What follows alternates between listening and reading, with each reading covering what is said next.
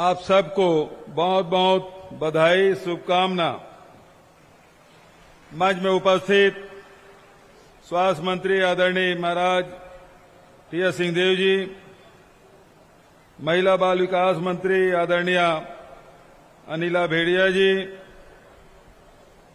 आदरणीय सत्यनारायण शर्मा जी, आदरणीय धनेन्द्र साहू जी, आदरणीय श्रीमती रश्मि आशीष सिंह जी, आदरणीय लक्ष्मी ध्रुव जी, आदरणीय अनीता योगेंद्र शर्मा जी, आदरणीय गुरदयाल बंजारे जी, आदरणीय के ध्रुव जी, आदरणीय कुलदीप जुनेजा जी, आदरणीय श्रीमती संगीता सिन्हा जी, आदरणीय विनय जायसवाल जी, आदरणीय श्रीमती किरणमयी नायक जी, श्रीमती छाया वर्मा जी, डोमेश्वरी वर्मा जी, प्रमोद दुबे जी, तेज कुमार नेताम जी, पुष्पा पाटले जी, भाई गिरीश देवांगन जी, मंच में उपस्थित सभी हमारे अतिथिगण, विभाग के सभी अधिकारीगण, सभी हमारे आंगनबाड़ी कार्यकर्ता, सहायिका, मितानिन बहनों को, सभी को जय जोहार, नमस्कार। उपस्थित सभी पत्रकार साथियों, इस आभार सम्मेलन में हमारी बहनें जहां भी मिलती थी वो ये कहती थी कि भैया एक कार्यक्रम तो कराइए, हम लोग आपको धन्यवाद देना चाहते हैं। और वो समय आज 2 मई को हम सब इस साइंस कॉलेज के ऐतिहासिक मैदान में हजारों के तादाद में हमारी बहनें आई है। मैं आप तो आभार व्यक्त करने आए हैं, मैं आपका आभार व्यक्त करता हूं। ये पहला अवसर होगा, पहली सभा होगी जिसमें पुरुष लोग अल्पसंख्यक हैं। कुछ पत्रकार मेरे सामने दिख रहे हैं, कुछ अधिकारी दिख रहे हैं, कुछ राजनेता दिख रहे हैं। बच्चा सब हमारी मातृशक्ति यहां उपस्थित है।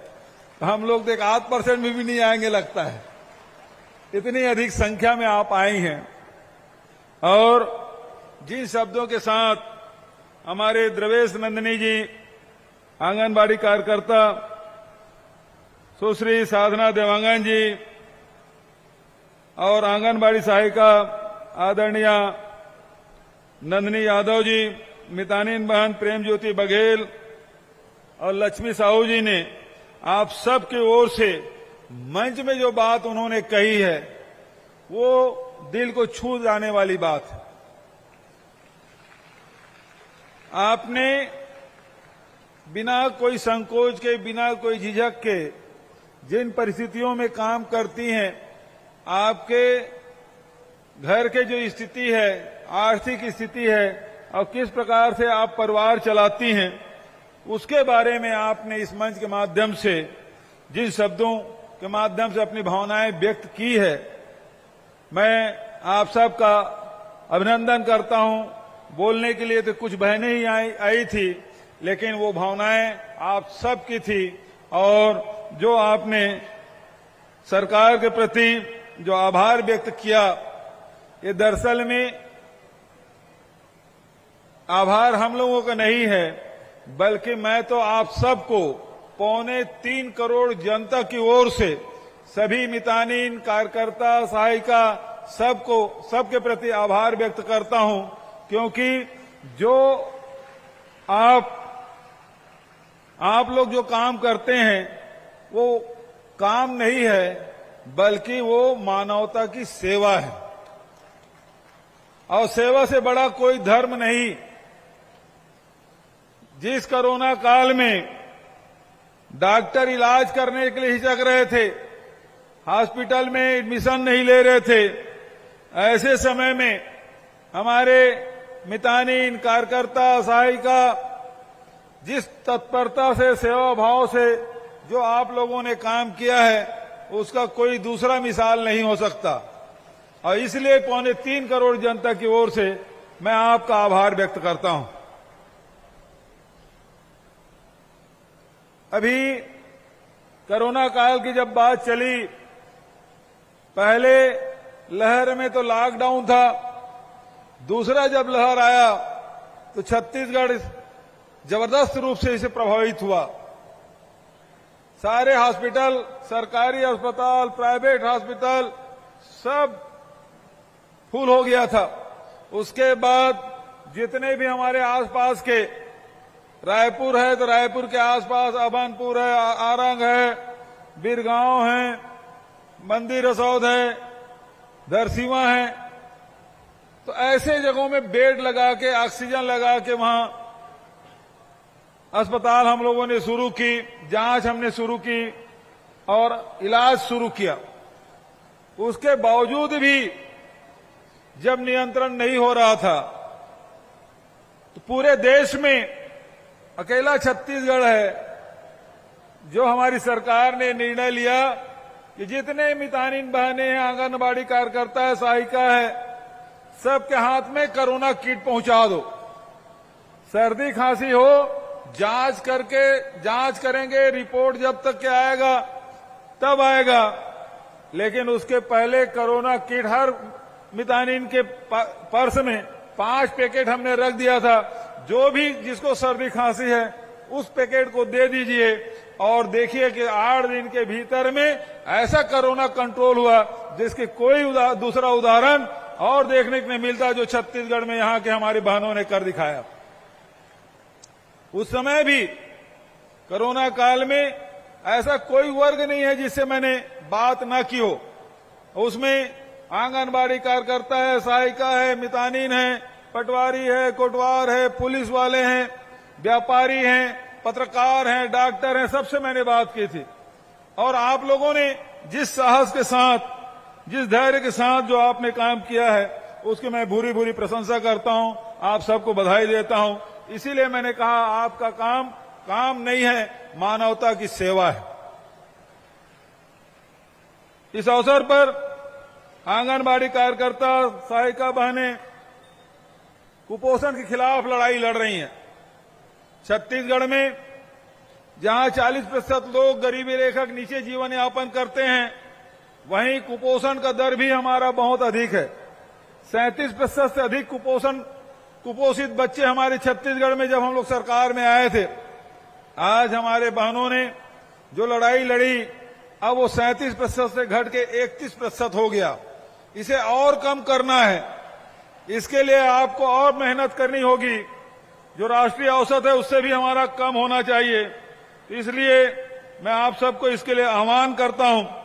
साथ ही जितने भी कार्यक्रम हैं उसको आप संचालित कर रहे हैं। अभी महाराज साहब ने और अनिला भाभी ने बहुत सारे आपको बात बताई, आपके संघर्षों की, किससे उन्होंने कहे। मैं उसमें और जोड़ते हुए कहूंगा कि ये बड़ी चुनौती है। शिक्षा और स्वास्थ्य, प्रारंभिक शिक्षा और प्रारंभिक उपचार, इसमें आपको लगना होगा। हमको पहले एक समय था जब छत्तीसगढ़ की पहचान नक्सलगढ़ के रूप में होती थी। बस्तर जाने से घबराते थे, दूसरे प्रदेश के लोग तो छत्तीसगढ़ आने से डरते थे। ऐसे स्थिति में हम लोगों ने जो काम किया है, जो शासकीय योजनाओं को आम जनता तक के हितग्राहियों तक पहुंचाने में जो आप लोगों ने काम किया है, इसके लिए मैं आप सबको बधाई देता हूं, शुभकामना देता हूं। जिस प्रकार से कुपोषण के खिलाफ लड़ाई आपने लड़ी, उसी प्रकार से मलेरिया के खिलाफ संघर्ष हम लोगों ने किया। पहले दंतेश्वरी माई की पूजा अर्चना करके मलेरिया मुक्त बस्तर की शुरुआत की, बाद में मलेरिया मुक्त छत्तीसगढ़ के दिशा में काम हम लोगों ने शुरुआत की है। और आज ये कहते हुए खुशी हो रही है कि आज छत्तीसगढ़ में कोई उल्टी दस्त किसी की मृत्यु नहीं होती, मलेरिया के मच्छर काटने से किसी के मौत नहीं हो रही है। तो आज आप लोगों की जो मेहनत है, जो घर घर पहुंच के मलेरिया का टीकाकरण, मलेरिया की जांच जो आप लोग कर रहे हैं, उसका लाभ पूरे प्रदेश की जनता को मिल रहा है। आज हमारे बहनें, छत्तीसगढ़ के बारे में कह सकता हूं हमारे छत्तीसगढ़ में कभी लिंग भेद नहीं रहा, महिलाओं को बराबर सम्मान मिलता रहा और अनुपातिक आप देखेंगे लिंग अनुपात में हमारा राज्य बहुत अच्छी स्थिति में है। केरल के बाद यदि कह सकते हैं तो छत्तीसगढ़ दूसरे नंबर पे है। और बस्तर में तो एक कहावत भी है, अरे घर में एक लड़की जरूर होना चाहिए, क्योंकि यदि बाप की मृत्यु होती है तो बेटा तो संपत्ति के बंटवारे में लग जाता है, लेकिन रोने वाली कोई होती है तो बेटी ही रोती है। इसलिए बस्तर में आदिवासी भाई, बस्तर के लोग कहते हैं कि घर में एक पुत्री होना जरूरी है। कभी हमारे छत्तीसगढ़ में बेटियों को बोझ नहीं माना गया और बल्कि इसे और बढ़ाने की आवश्यकता है। और इस दिशा में आप देखेंगे घर को संभालने में जहां महिलाएं आगे आ रही हैं, घर के अर्थव्यवस्था सुदृढ़ करने में लगी हुई हैं, चाहे वो सुराजी गांव योजना के माध्यम से हो, गौठान के माध्यम से हो, चाहे बाड़ी के माध्यम से हो, चाहे आज अब रिपा की शुरुआत की है उसमें भी बढ़ चढ़कर महिलाएं हिस्सा ले रही है, लघु उपज संग्रहण कर रही है, खेती में हाथ बटा रही हैं और उसके कारण से घर की जो आर्थिक स्थिति है उसमें बड़ा सुधार हो रहा है। शिक्षा के क्षेत्र में भी लगातार आंगनबाड़ी, हमारे प्रारंभिक शिक्षा वहां से शुरुआत होती है और स्कूलों को हमने निर्णय लिया जितने भी हमारे गांव के हो, शहर के हो, सारे स्कूल का रंग रोगन करना है, जीर्णोद्धार करना है, नए बिल्डिंग बनाना है और उसके साथ साथ अंग्रेजी स्कूल, स्वामी आत्मानंद अंग्रेजी स्कूल की भी शुरुआत हम लोगों ने की है। तो शिक्षा के क्षेत्र में भी काम हो रहा है, अर्थव्यवस्था सुधारने की दिशा में भी काम हो रहा है और जो मेहनत आपने की है और इसी कारण से हमारी सरकार लगातार कोशिश यही है कि सबके आय में वृद्धि होना चाहिए। एक तरफ किसानों को समृद्ध बनाने का काम हम लोगों ने किया। छत्तीसगढ़ में आप देखेंगे जितना धान की कीमत, जितना कोदो कुटकी की कीमत छत्तीसगढ़ में मिलता है उतना देश क्या दुनिया में नहीं मिलता जो छत्तीसगढ़ में जो रेट मिल रहा है। उसी प्रकार से हमने जो शासकीय कर्मचारी है, शासकीय कर्मचारियों को ओल्ड पेंशन स्कीम हमने लागू किया ताकि बुढ़ापे में वो किसी पे आश्रित न रहे, उसको भी मान सम्मान के साथ उनका बुढ़ापा कटे, उनका परिवार चले, इसलिए ओल्ड पेंशन स्कीम लागू हमने किया। और साथ ही साथ जो श्रमिक भाई हैं, मजदूर हैं, उनको भी 7,000 रुपया सालाना देने का काम हमने शुरुआत की और अभी 30 तारीख को ही हमने 2,500 रुपया हमारे जो बेरोजगार साथी है उसका प्रथम किस्त हमने 30 तारीख को ही उनके खातों में करीब 70,000 हमारे नौजवान साथी हैं, उनके खाते में 16 करोड़ से अधिक की राशि उसके खाते में अंतरित की है।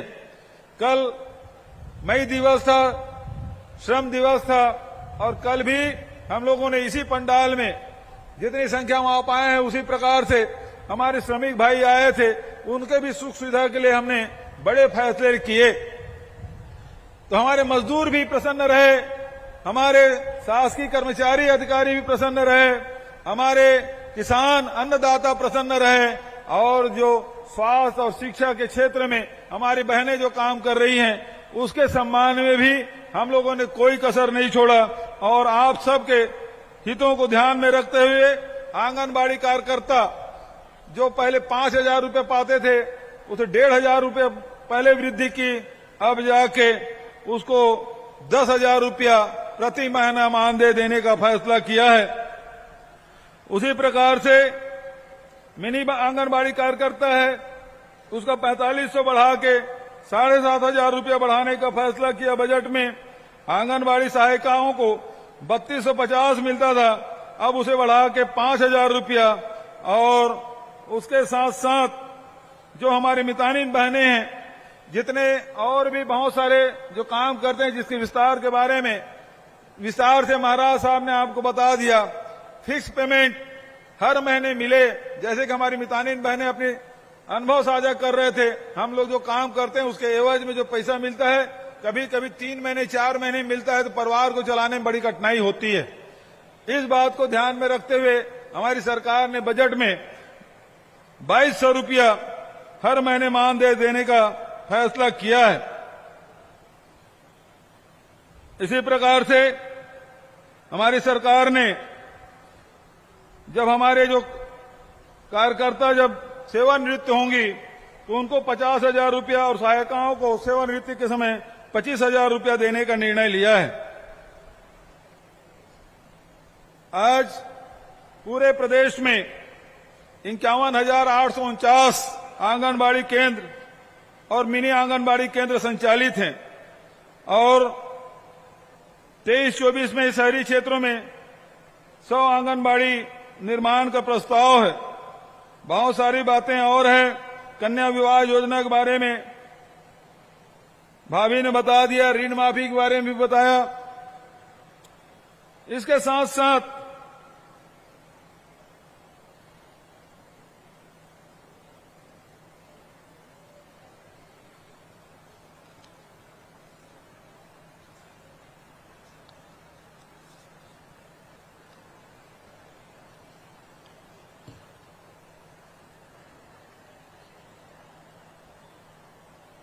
आज आया हूं तो कुछ घोषणा भी करूं। तो सबसे पहली बात यह है कि पूर्ण व अस्वीकृत आंगनबाड़ी केंद्रों के लिए 5,000 आंगनबाड़ी भवनों का निर्माण कराया जाएगा और पूरे प्रदेश में 14 नवंबर को पूरे राज्य में आंगनबाड़ी कार्यकर्ता सहायिका इसका सम्मान किया जाएगा। सक्षम योजना अंतर्गत जिन महिलाओं की वार्षिक आय 1 लाख रुपए तक होती है उन्हें योजना का लाभ मिलता है। इन्हें बढ़ाकर अब वार्षिक आय की सीमा 2 लाख किया जाएगा। महिला स्व सहायता समूह के अधिकतम 4 लाख का ऋण स्वीकृत किया जाता है, जिसकी सीमा बढ़ाकर 6 लाख अधिकतम किए जाने की घोषणा करता हूं। साथ ही जो मितानिन बहनों के 2 और कौन से थे जो उसके ब्लॉक कोऑर्डिनेटर और दूसरा मास्टर ट्रेनर, इसके बारे में बजट में हम लोग उल्लेख नहीं कर पाए, तो इसके बारे में मैं यही कहना चाहूंगा वो भी निराश न हो। उन बहनों के लिए आने वाले जो हमारा सत्र होगा, पावर सत्र होगा, उसमें निश्चित रूप से उन बहनों के लिए भी कुछ न कुछ व्यवस्था की जाएगी। उनको निराश होने की आवश्यकता नहीं है। जिस प्रकार से मितानों के मानदेय बढ़ाया है, उसी प्रकार से मास्टर ट्रेनर के बाद उनके भी मानदेय में वृद्धि की जाएगी। मैं इन्हीं शब्दों के साथ आप सबको बड़ी संख्या में आप आए, आप लोग आंदोलन कर रहे थे और जैसे बजट में हम लोगों ने घोषणा की तो धरना स्थल दीपावली और होली दोनों एक साथ आप लोगों ने मनाया और हम लोगों को तो वही आप लोगों को जो वीडियो रिकॉर्डिंग है विधानसभा में देखने को मिल गया था और तब से आप इंतजार कर रहे थे कि कब हम लोग आए और आभार व्यक्त करें। आज सब बड़ी संख्या में पूरे प्रदेश से कोने कोने से सब आए। सभी बहनों का राजधानी में स्वागत अभिनंदन करते हुए अपनी वाणी के ही विराम देता हूं। धन्यवाद। जय हिंद, जय छत्तीसगढ़। बहुत बहुत धन्यवाद माननीय मुख्यमंत्री महोदय। और जैसा कि हमने कहा था पिटारा खुलेगा और कुछ खजाना निकलेगा, तो बहुत सारी सौगात भी मिली। एक बार आभार प्रदर्शन खड़े होकर दे दें तो सारे लोग अपनी जगह पर खड़े हो जाएं और मुखिया को, हमारे सभी मंचस्थ अतिथियों को आभार करें।